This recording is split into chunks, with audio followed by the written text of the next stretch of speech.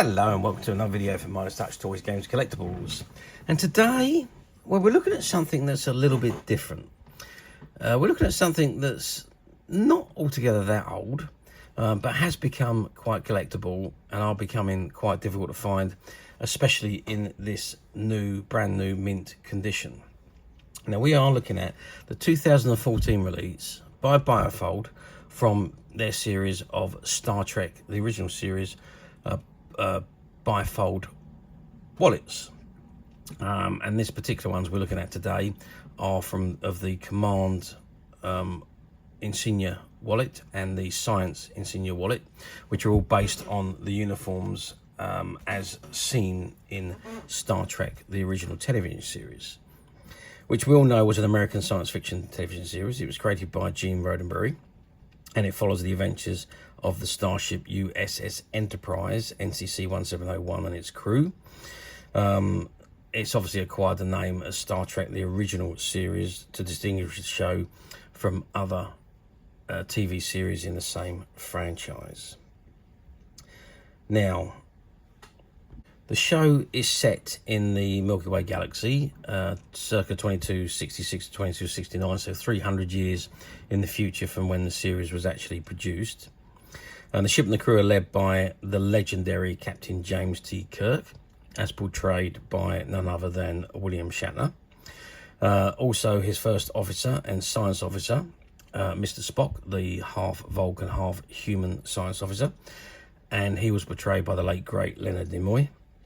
And of course his chief medical officer, Dr. Leonard H. Bones McCoy, who was played by the late, great DeForest Kelley.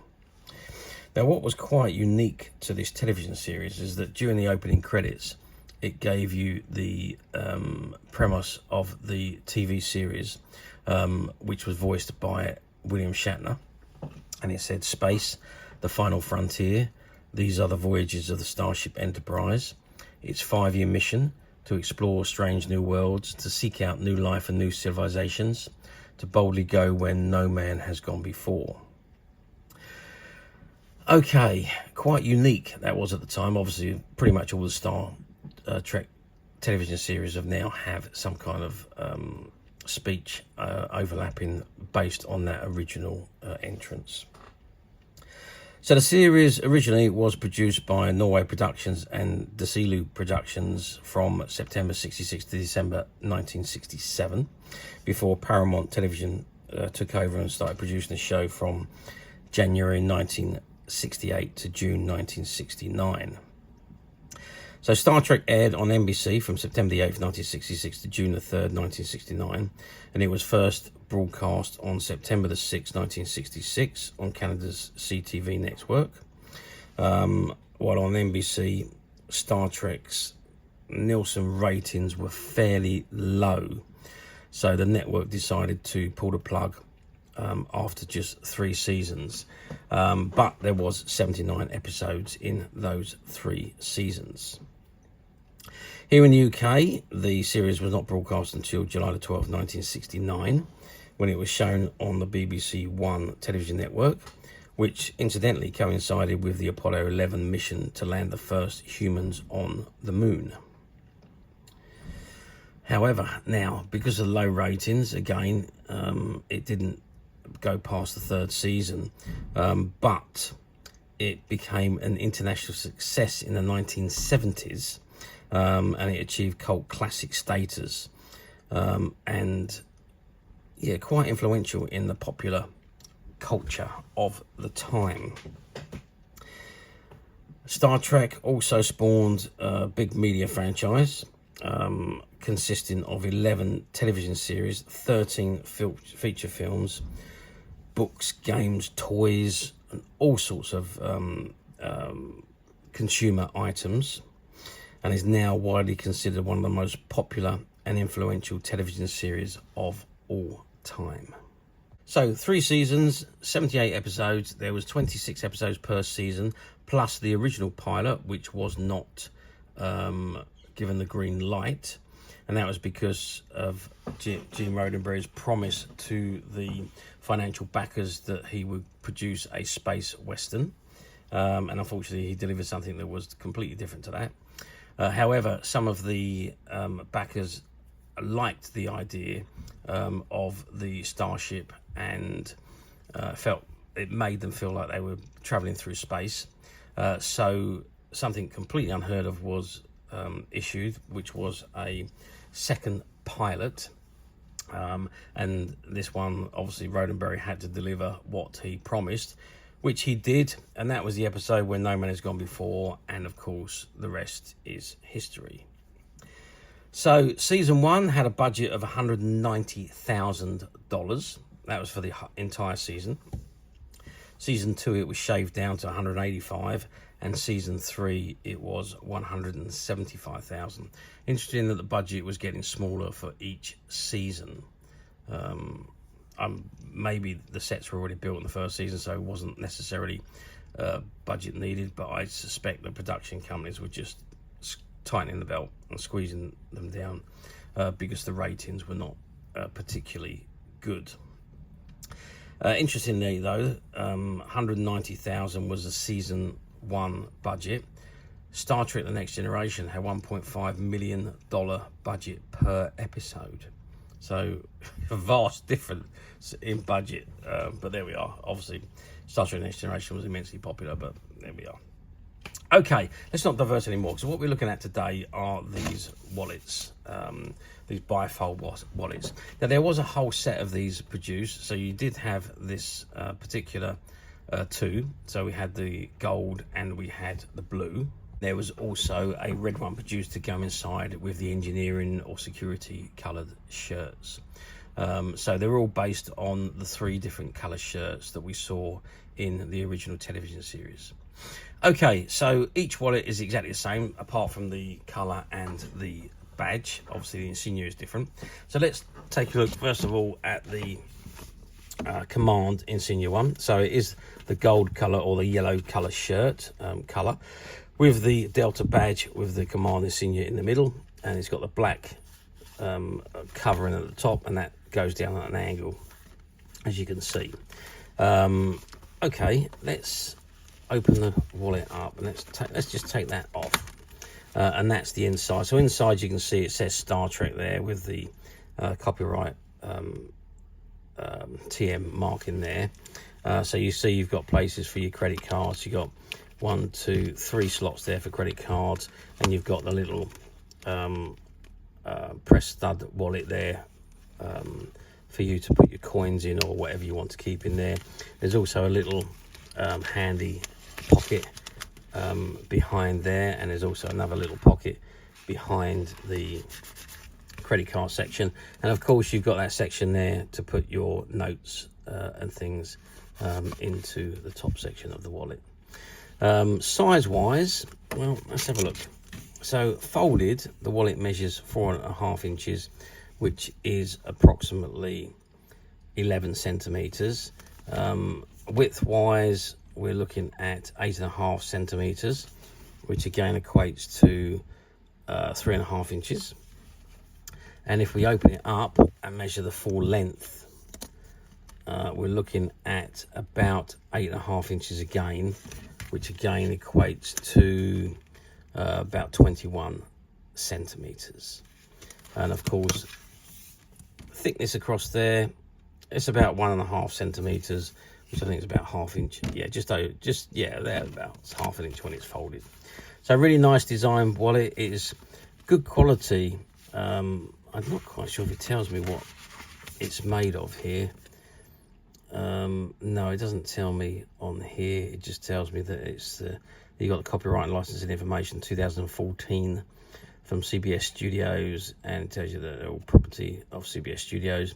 BioWorld logo who made it, and obviously the Star Trek logo at the top there. There's nothing else on there. So yeah, I mean, it's probably plastic of some kind. It's certainly not leather, I don't think. Although it's got that look and feel of leather. But yeah, it doesn't. I don't think it's leather.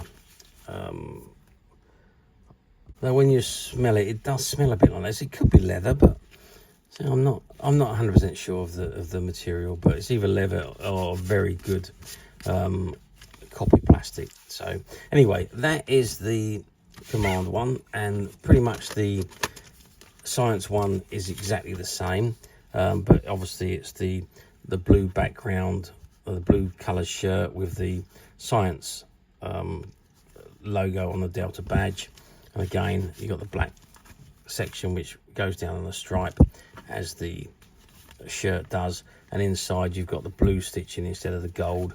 But other than that, it's pretty much identical, same Star Trek markings there, and you've got the little hidden pockets behind each section there, and of course you've got the section there for the cash and the credit cards. And it's exactly the same size. Both of these are identical sizes, as was the red one that was in the series as well. Okay, now you're going to say to me, yeah, very nice, how well did they do? Well, yeah, I'm guessing they done fairly well. I don't know the numbers that were produced, but it is a very, very good novelty item. Personally, I hadn't seen them before until we bought the stock out from a closed down sci-fi store, and there was a whole box full of these wallets in different colours. So we've got the gold and the blue. We did have a couple of red, but I think the red ones have sold out.